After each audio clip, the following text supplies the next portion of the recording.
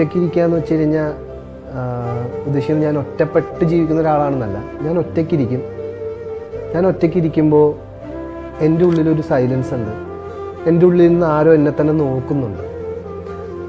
ഈ നോക്കിക്കൊണ്ടിരിക്കുന്ന ഒരാളെ ഞാൻ മനസാക്ഷി അല്ലെങ്കിൽ ദൈവം ആയിട്ട് ഞാൻ കാണുന്നു. ആ മനസാക്ഷിക്ക് വേണ്ടി മാത്രം, ആ മനസാക്ഷിൻ്റെ മുമ്പിൽ മാത്രമേ ഞാൻ ജീവിക്കുന്നുള്ളൂ. കാരണം മനുഷ്യർക്ക് പല അഭിപ്രായങ്ങളുണ്ടാകും. ഓരോ അഭിപ്രായത്തിനനുസരിച്ച് നമ്മളുടെ മൂഡിനെയോ അല്ലെങ്കിൽ നമ്മളുടെ ജീവിതത്തിനെയോ മാറ്റാൻ വേണ്ടി നമ്മൾ നോക്കിക്കൊണ്ടിരുന്നാൽ അതൊരുപാട് എഫേർട്ടാണ്. നമ്മൾ ഒരുപാട് ഡ്രെയിൻഡ് ആവും.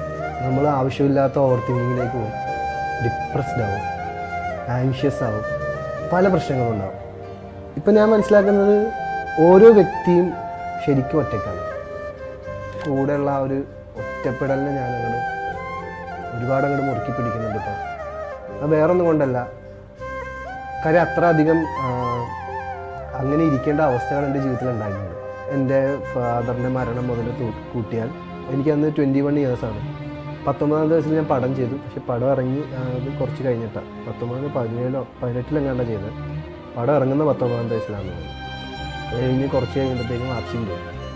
പിന്നെ എൻ്റെ ജീവിതം എന്ന് പറയണത് എന്തൊക്കെയൊക്കെ ഞാൻ ചെയ്യുമായിരുന്നു എന്ന് പറഞ്ഞാൽ അത് ശരിയാണ്. എനിക്ക് അറിഞ്ഞുകൂടാ ഞാൻ എന്ത് ചെയ്യുന്നത്.